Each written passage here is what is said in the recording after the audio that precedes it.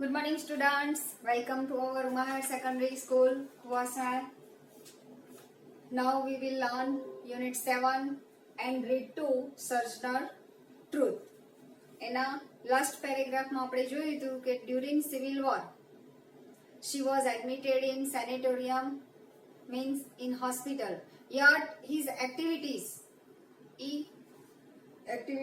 is continuing.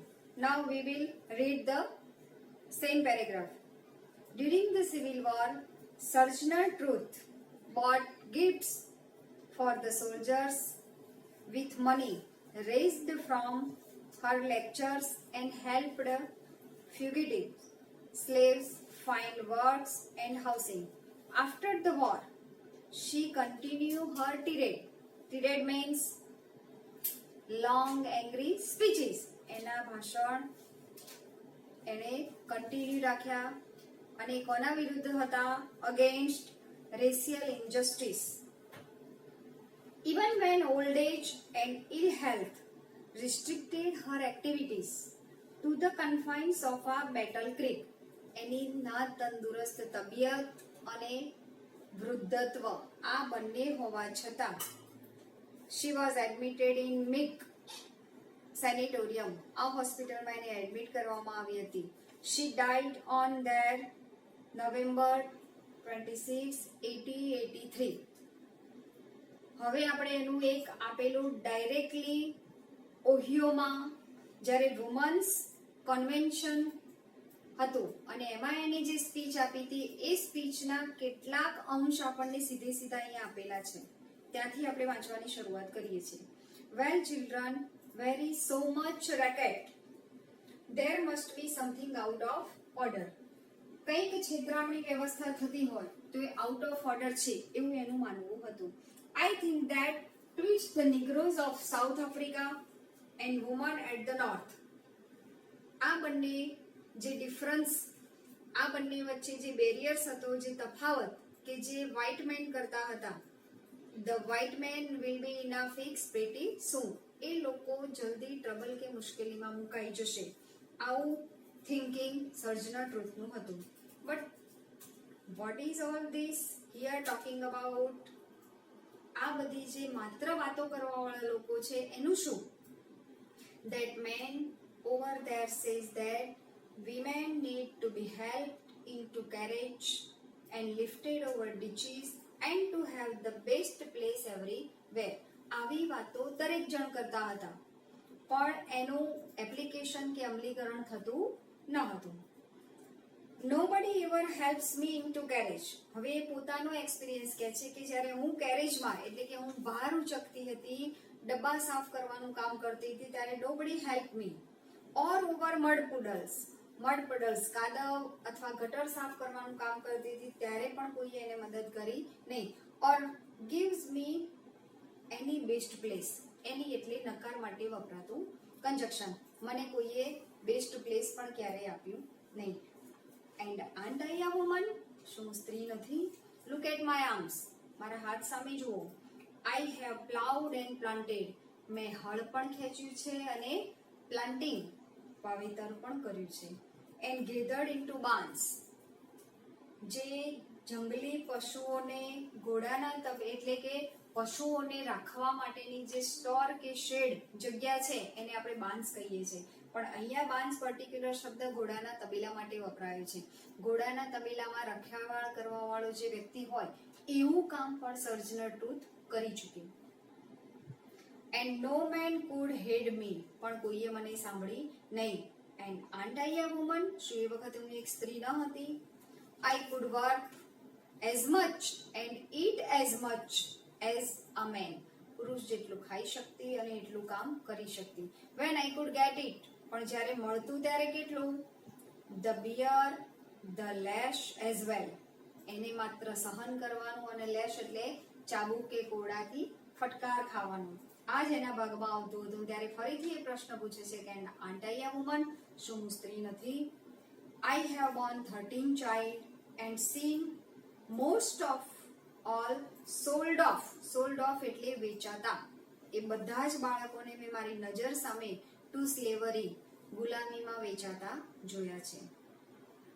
and when I cried out with my mother's grief, માતાની વ્યથા, માતાનું દુઃખ, એટલે કે જ્યારે મારું માતૃત્વ કકળી અને ચીસ પાડતું હતું, બૂમો પાડતું હતું, એ વખતે એને સાંભળવા વાળું કોણ હતું? ઓનલી માત્ર none but Jesus heard me, મને માત્ર જીસસ એટલે કે ઈસુ ખ્રિસ્ત, જીસસ ક્રાઇસ્ટ જ મને સાંભળી છે, કોઈએ સાંભળી નથી. And aren't I a woman? Then they talk about this thing in head, ટોળામાં આગળ પડીને નેતાગીરી કરીને માત્ર વાતો કરવી. What is this they call it? એ બધું જે કંઈ પણ કહેતા હોય તે. હવે એમના ઓડિયન્સમાંથી જ્યારે આ ભાષણ આપે છે, જ્યારે આ સ્પીચ આપતી હોય છે, ત્યારે એ સ્પીચ સાંભળવા વાળા ઓડિયન્સમાંથી એને એક જવાબ મળે છે. જ્યારે ઉપરના એ પ્રશ્ન પૂછે છે ત્યારે કે મેં આટલું કામ કર્યું, શું હું એક સ્ત્રી ન હતી? મેં આટલો બધો બોજ વહન કર્યો, શું હું એક સ્ત્રી ન હતી? મારા બાળકો મેં મારી નજર સમક્ષ વેચાતા જોયા, શું એક સ્ત્રી ન હતી? આવા જ્યારે પ્રશ્ન પૂછે છે ત્યારે ઓડિયન્સમાંથી એક વ્યક્તિ બોલે છે, જો બ્રેકેટમાં આપેલું છે, member of the audience whisper, ધીમેથી, ઇન્ટેલેક્ટ, એ બધા બહુ બુદ્ધિશાળી હતા કે જેમણે તમારી પાસે કામ કરાવ્યું, આવું એનું કહેવું હતું. હવે આપણે આગળ શરૂ કરીએ છીએ. That is it, honey. What is that got to do with woman's right or Negro's right? સાંભળવામાં બહુ, હની એટલે મધ, પણ અહીંયા મધ એવું મતલબ નથી યાર, પણ સાંભળવામાં બહુ સરસ લાગે. એટલે કે જ્યારે સારી સારી વાતો કરવાની હોય અને માત્ર એ વાતો સાંભળવાની હોય તો પુષ્કળ લોકો એમાં રસ લે છે, પણ જ્યારે એપ્લિકેશન કરવાનું હોય, એનું અમલીકરણ કરવાનું હોય, ત્યારે બધા જ પાછા પડે છે. એટલા માટે એવો શબ્દ વાપર્યો, that is it honey, સાંભળવું તો સરસ. what is that got to do with women's right or Negro's right? પણ ખરેખર જે તમે હકની વાતો કરો છો, વિમેન્સ રાઇટ, સ્ત્રીઓનો હક, અને બીજો કોનો? નિગ્રોઝ રાઇટ, એ હકનું શું? હકની વાતો કરી, પણ ખરેખર એ હક મળ્યા છે કે નહીં, એનું શું? હવે એને એક સરસ મજાનું એક્ઝામ્પલ કોટેશન આપીને સમજાવ્યું છે. If my cup won't hold but a pint and yours hold a quart, wouldn't you be mean not to let me have my little half measure full? હવે એવું કહે છે કે તમારી પાસે કપમાં સિપ એટલે કે થોડીક ચા છે અથવા તો થોડુંક લિક્વિડ છે અને મારી પાસે કશું જ નથી, તો તમને એવું નથી લાગતું કે તમારામાંથી થોડુંક મને આપવું જોઈએ? આવું એક સરસ મજાનું એક્ઝામ્પલ આ વાક્ય દ્વારા કહે છે. If my cup would not hold but a pint, pint એટલે પ્રવાહી માટે વપરાતું માપ છે. જેમ આપણે વજન માપતા, વજનનું વેઇટ કરતા હોઈએ, ઘન, પ્રવાહી અને વાયુ આવા જુદા જુદા પ્રકારના પદાર્થો હોય, તો ઘન હોય, ખાંડ માપવાની હોય, ખાંડ જોખવાની હોય તો આપણે કિલો 2 કિલો કહીએ, પણ તેલ અને ઓઇલ હોય તો આપણે લિક્વિડનું માપ લીટરમાં લઈએ છીએ. એવી રીતે અહીંયા પિન્ટ એ પ્રવાહીનું નાનામાં નાનું એકમ, માપનો એકમ છે. If my cup would not hold, મારા કપમાં કશું જ નથી, આ પિન્ટ એટલે કે પ્રવાહી કશું જ નથી, એન્ડ યોર હોલ્ડ્સ આ ક્વાટ, તમારી પાસે ક્વાટ થોડુંક છે, wouldn't you be mean, mean એટલે મતલબ, એનો મતલબ એવો નથી લાગતો not to let me have any little half measure full, તમારી જોડે અડધું છે તો અડધામાંથી લિટલ થોડુંક તમારે મને આપવું જોઈએ, એવું નથી લાગતું? એટલે કે જે વ્યક્તિઓ પાસે કશું જ મજૂરી કરવાનું કામ નથી અને એમની પાસે પુષ્કળ સંપત્તિ છે, પુષ્કળ સમૃદ્ધિ છે, તો તમને એવું નથી લાગતું કે એ સમૃદ્ધિમાંથી થોડુંક મને મળવું જોઈએ? એનો મતલબ કે સમાજને મળવું જોઈએ. એટલે કે પુરુષો પાસે પુષ્કળ અધિકાર છે, વ્હાઇટ મેન પાસે પુષ્કળ અધિકાર, પોતાના રાઇટ્સ છે, તો એમાંથી થોડાક રાઇટ્સ સ્ત્રીઓને કે નિગ્રોઝને મળવા જોઈએ, એવું તમને નથી લાગતું? આ એનું કહેવાનું મીનિંગ હતું. Then the little man in a black there, he says woman can't have as much right as man, 'cause Christ wasn't a woman. હવે આ એનું વાક્ય સાંભળતા સાંભળતા Then that એક બીજો નાનકડો માણસ ખૂણામાં ઊભો હતો. Then the little man in a black there. એટલે કે એ માણસે કાળા કપડાં પહેરેલા હતા. કદાચ એને પોતાની જાતને ઢાંકી રાખી હશે, ડિસ્પોઝ નહીં કરી હોય એવો એક માણસ બોલે છે. Then that little man in a black there.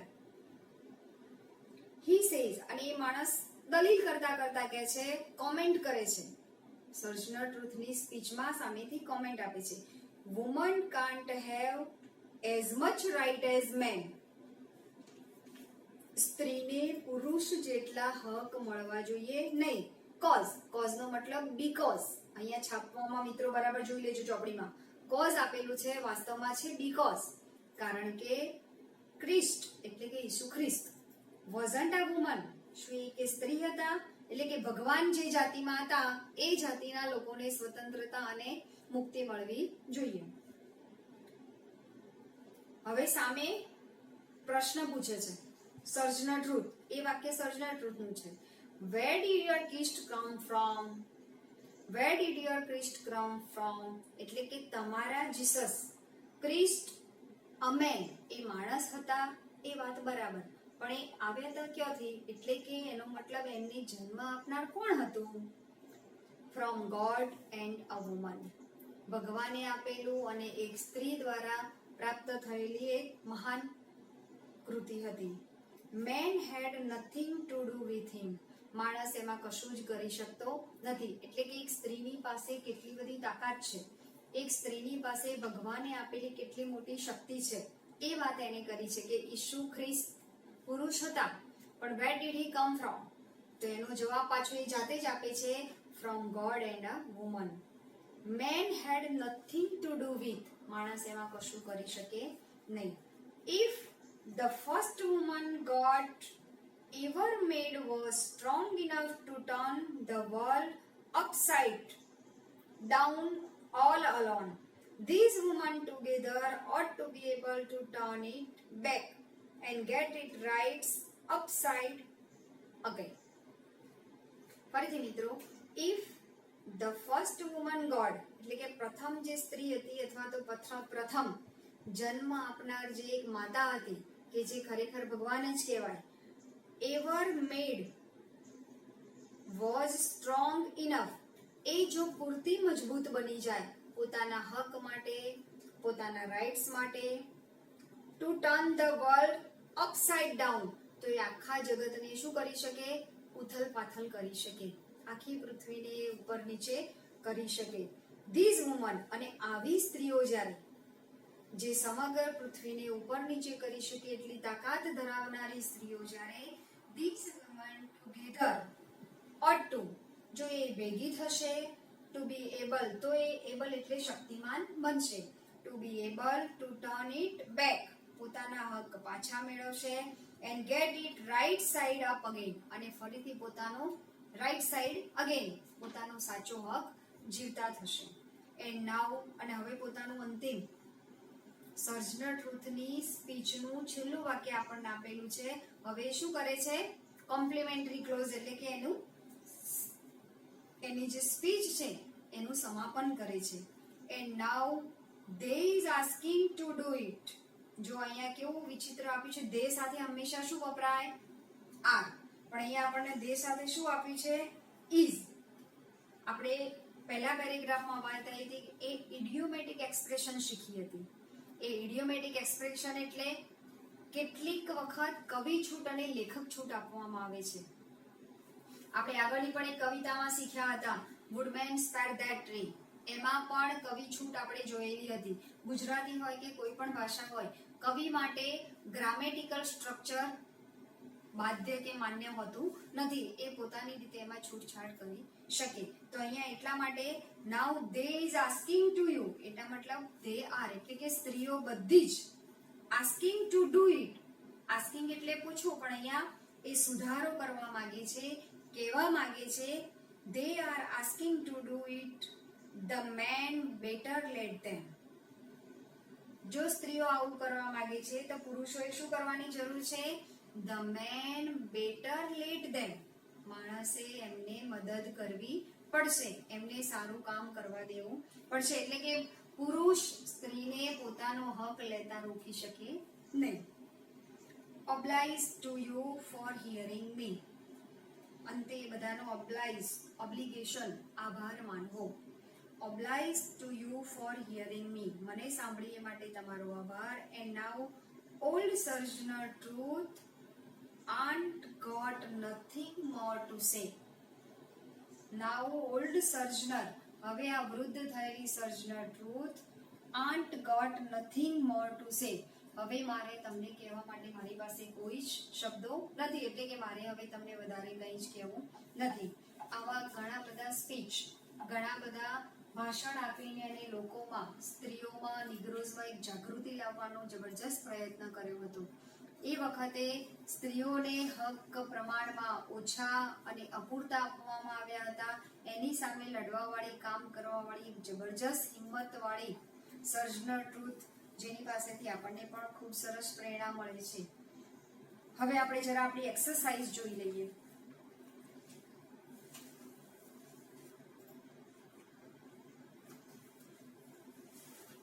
હવે જે ક્વેશ્ચન આન્સર છે એ ક્વેશ્ચન આન્સર આપણે નેક્સ્ટ શોર્ટ નોટના પેરેગ્રાફમાંથી જોઈ લઈશું. એટલે V1 એ સિવાય વોકેબ્યુલરી છે, એ વોકેબ્યુલરી કાઢો.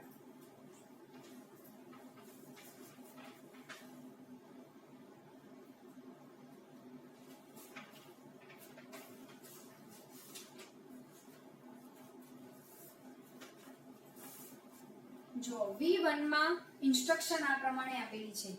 In each sets there are 3 words which are synonymous while one is an antonyms. Find out one out. એટલે કે નીચે 8 સેટ આપેલા છે. એક સેટમાં 4 વર્ડ્સ આપેલા છે, બરાબર? તો એમાંથી 3 words which are synonyms. synonyms એટલે સમાનાર્થી, એક જેવા અર્થવાળા, સિમિલર છે. and one is antonym, અને એક એન્ટોનિમ એટલે ઓપોઝિટ વર્ડ છે. કુલ 4 વર્ડ્સ આપેલા છે, એમાંથી 3 એકબીજાના સમાનાર્થી અર્થવાળા શબ્દ છે અને એક એન્ટોનિમ્સ છે. એ આપણે શોધીને જુદો લખવાનો છે. હવે આ બધા શબ્દ આપણને સમજણ પડવી, એનો અર્થ ખબર હોવો જરૂરી છે. એમસીક્યુમાં પણ ઘણી વખત એવું કહે છે કે ઓડ વન ઇઝ આઉટ, એટલે કે જે ઓડ શબ્દ છે એને જુદો પાડો. એટલે દરેક શબ્દનો જો અર્થ આપણને સમજણ પડતી હોય, એ શબ્દ આપણાથી પરિચિત હોય, તો આસાનીથી આપણે એને શોધી શકીએ. ચલો, પહેલું છે નંબર 1, સ્ટ્રક્ચર્ડ, કેઓટિક, ડિસઓર્ગેનાઇઝડ અને લોલેસ. આમાંથી 3નો અર્થ એક જ જેવો છે. દાખલા તરીકે ઓર્ગેનાઇઝ શબ્દ આપણને સમજણ પડે છે. ઓર્ગેનાઇઝ એટલે ગોઠવણી કરવી, આયોજન કરવું. અને ડિસઓર્ગેનાઇઝ જ્યાં કોઈ આયોજન નથી, કોઈ ગોઠવણી નથી, કોઈ વ્યવસ્થા નથી. કેઓટિક અંધાધૂંધી, અવ્યવસ્થા. લો, હવે લાસ્ટ વર્ડ, લો એટલે કાયદો, અને લોલેસ જ્યાં કાયદો નથી ત્યાં, અને કાયદો ન હોય તો કેવું હોય? બધે જ અંધાધૂંધી. વધ્યો પહેલો શબ્દ સ્ટ્રક્ચર્ડ. તો પેલા 3 વર્ડ છે એનો ઓપોઝિટ વર્ડ છે સ્ટ્રક્ચર. ચલો, number 2, grapes, let go, catch અને સ્નેચ. ગ્રેપ્સ પકડી લેવું, કેચ પકડી લેવું, સ્નેચ કોઈની પાસેથી લઈને ઝૂંટવી લેવું. Let go, let us go, જવા દેવું. તો લેટ ગો છે એનો પેલા 3નો ઓપોઝિટ વર્ડ છે. cheer, delight, sad, pleasure. cheerful આનંદ, delight એટલે પણ આનંદ, pleasure એટલે પણ આનંદ, અને sad ઉદાસ, દુખી હોય તે. નંબર 4, protest, revolt, oppose અને obey. તો એ તો સહેલું છે મિત્રો. પ્રોટેસ્ટ વિરોધ કરવો, રિવોલ્ટ એટલે પણ કોઈની વાતનો બળવો કરવો, ઓપોઝ એટલે વિરોધ કરવો, અને ઓબે આજ્ઞાનું પાલન કરવું. તો ઓપોઝિટ શું હશે? ઓબે. ચલો number 5, rare, strange, common, unique. Rare ભાગ્યે જ જોવા મળતું હોય તેવું, સ્ટ્રેન્જ વિચિત્ર, કોમન સાધારણ, યુનિક એટલે પણ બેજોડ. તો કયો થશે? કોમન. 6, જેન્ટલ, ફિયર્સ, ઇન્ટેન્સ અને ફિરોસિયસ. આ તો બધા જ વર્ડ્સ આપણા અલીભાઈ વાળા લેસનમાં 11th સ્ટાન્ડર્ડમાં પણ આપણે શીખ્યા હતા. તેમાં ઓપોઝિટ વર્ડ્સ છે જેન્ટલ.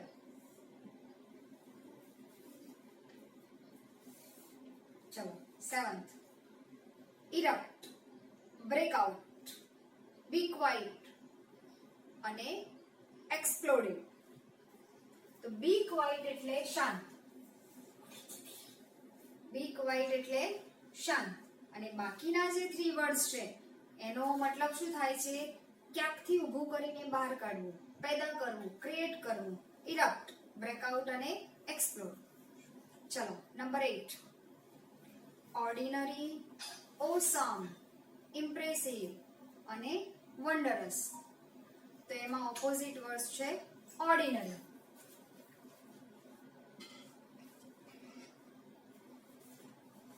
ચલો V2, સૂચના એની ઇન્સ્ટ્રક્શન બરાબર જોઈ લેજો. Find out antonyms from the text. હવે જે વર્ડ્સ આપેલા છે આના ઓપોઝિટ વર્ડ્સ આપણે ટેક્સ્ટ જે ચાલે એમાંથી શોધીને લખવાના છે. અહીંયા તો I will write down, but you have to find out in text. Gentle, તો brutally. Skilled, unskilled. Liberate, liberty, સ્વતંત્રતા. તો સામે શું થશે? જેલ અથવા તો એન્સ્લેવ્સ, ગુલામ કે ગુલામી. જનરસ, ઉદારતા. તો અહીંયા સામે શું આવશે? સેલ્ફિશ, સ્વાર્થી અથવા તો કેટલીક વખત માઇઝરલી, કંજૂસ. હાર્મની, સુસંવાદિતા. હાર્મની, એકબીજા સાથેની સુસંવાદિતા. તો અહીંયા શું આવશે? સિનિસ્ટરનેસ. આપણે સિનિસ્ટરનો અર્થ જોયો હતો, જેના મનમાં પાપ હોય, બીજા માટે દ્વેષની લાગણી હોય અથવા તો ડિઝોનન્સ. હાર્મનીના ઓપોઝિટમાં બંને વચ્ચે ઐક્ય ન થવા દે તેવું, બંને વચ્ચે અરાજકતા ઊભી કરવાની ભાવના હોય, પાપની ભાવના હોય, એકબીજાની લડાયક વૃત્તિ ઊભી કરવાની વાત આવે ત્યારે સિનિસ્ટરનેસ અથવા તો ડિઝોનન્સ શબ્દ વપરાય છે. ચલો કાઇન્ડ એટલે તો આવશે દયાળુ. તો સામે શું થશે? હાર્શ અથવા તો ક્રુઅલ. નોટમાં લખી લો અને આના રિલેટેડ જે સેન્ટેન્સ છે એ તમારે તે ટેક્સ્ટમાંથી શોધીને પછી તમારી નોટમાં લખવાના છે. એટલે પહેલા આ વર્ડ્સ લખવાનો અને પછી સામે એનું સેન્ટેન્સ જે આપણને ટેક્સ્ટમાં આપેલું છે એ લખવાનું છે. ચલો મિત્રો, હવે શોર્ટ નોટ અને ક્વેશ્ચન આન્સર માટે આપણે નેક્સ્ટ ટાઈમ મળશું.